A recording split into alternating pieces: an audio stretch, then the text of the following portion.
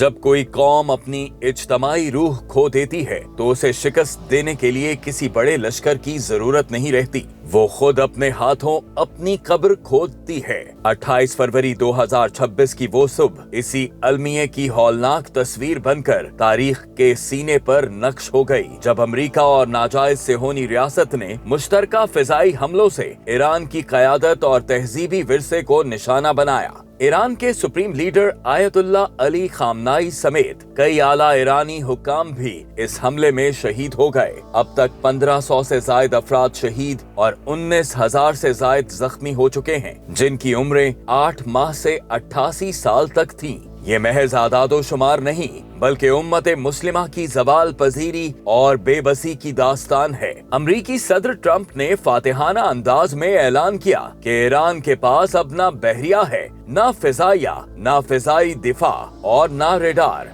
ये अल्फाज सिर्फ एक हुक्मरान का तकब्बुर नहीं बल्कि उस गहरे यकीन की बाज़गश्त हैं जो मगरिब के ज़हन में सदियों से पलता आया है कि मुसलमान कभी मुत्तहिद नहीं होंगे। इन्हें एक एक करके तोड़ा जा सकता है और कोई उन्हें जवाब दे ठहराने नहीं उठेगा। अफसोस कि इस यकीन को तक़वियत खुद बाज मुस्लिम ममालिक ने दी। जरा सोचें, एक मुस्लिम मुल्क पर आग बरस रही थी तो दूसरे मुस्लिम ममालिक इस आग को और भड़काने में दुश्मन के हमरकाब थे।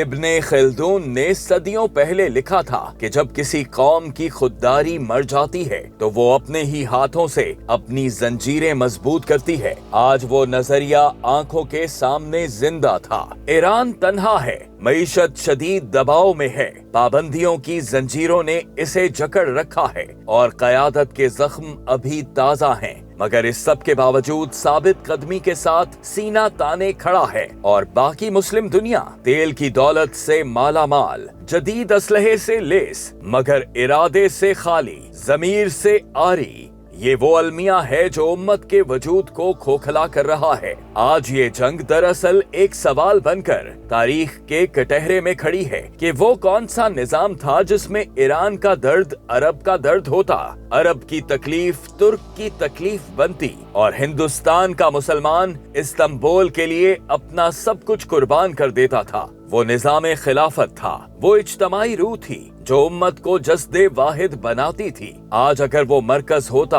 तो वाशिंगटन के ऐवान ये फैसला करने से पहले कांप उठते कि कैसे किसी मुस्लिम मुल्क की क़यादत को निशाना बनाना है, क्योंकि ईरान का मतलब सिर्फ ईरान न होता बल्कि 2 अरब मुसलमानों की मुत्तहिद, बेदार और बावकार कुव्वत होती। ऐसे में जब तक खिलाफत अला मिनहाजिन नबुआ सल्लल्लाहु अलैहि वसल्लम फिर से कायम नहीं होती, दुश्मन यूं ही हमें एक एक करके निशाना बनाता रहेगा और हम यूं ही अपनी अपनी बारी का इंतजार करते रहेंगे।